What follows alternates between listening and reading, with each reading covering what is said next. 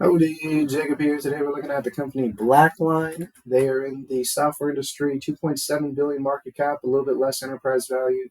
They provide cloud-based solutions to automate and streamline accounting and finance operations worldwide. Incorporated in 2001, growth has been astronomical, but we are seeing year-over-year growth decline. So we're not seeing a declining. We're seeing a decline in growth, but not a decline in revenue. So just keep that in mind.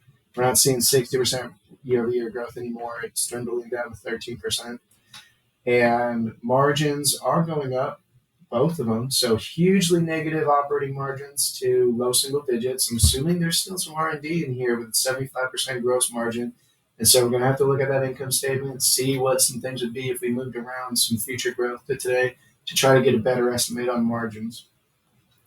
So on the income statement, we do see huge growth, 10 times growth in R&D. So $100 million, they have that. That's about 50 extra dollars here. 100 million in relation to 600 million is 1/6. So that's a pretty decent margin. You're looking at well over 10% there, and feeling pretty good about that. Otherwise, shares are probably going up a little bit from share-based compensation. We'll see what they do with their free cash flow. Balance sheet shows 271 million cash on hand, 933 million short-term investments. So really a lot of investing in other businesses and other forms of investment to get some hopefully hefty future returns there. 249 million due in short-term debt, 1.1 billion due in long-term debt. That 1.1 billion from a cash flow perspective is about 1.1. Whoa, that's a lot. Am I reading this right? Wait, that's a huge amount. Okay, well, the good news is the company has short-term investments in cash equivalents that they could hopefully be able to use at a quick time period. But that 1 billion in relation to their free cash flow is a huge amount. I know their free cash flow is growing.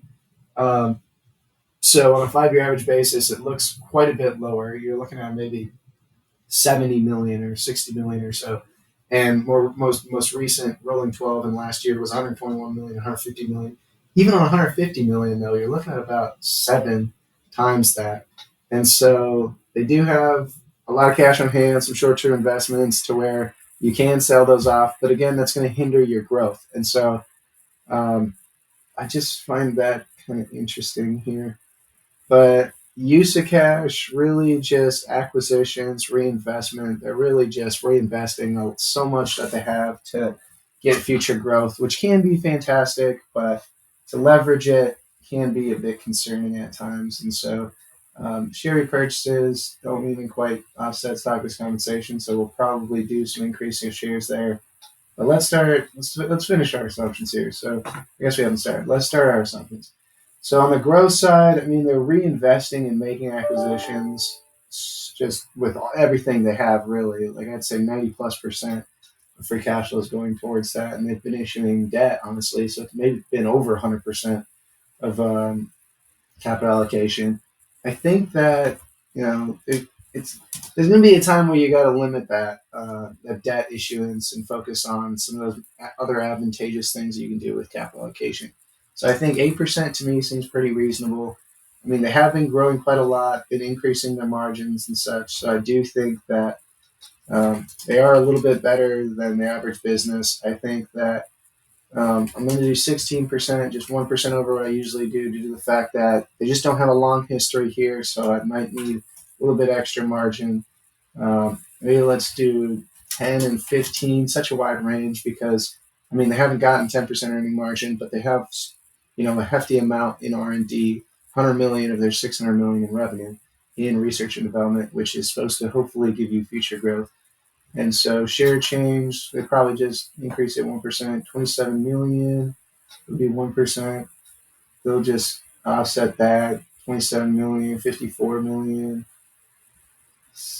54, 68. So maybe 2% increase in shares. Again, I just looked at the current market cap, what they buy back in shares recently. what they've issued in stock-based compensation, and I feel pretty good about these assumptions. But yeah, drop needs to drop 77% to get to the price we're looking for here. I think I think that makes sense to me. I think that people are probably going to be assuming, that high teens percent growth year over year, and I'm just more conservative. It might hinder me from getting into companies, but I have unlimited swings, so I'm going to take my time. Or I have unlimited at bats, not swings, but unlimited at bats, and so I don't have to swing everything. And yeah, I do hope you enjoy the video.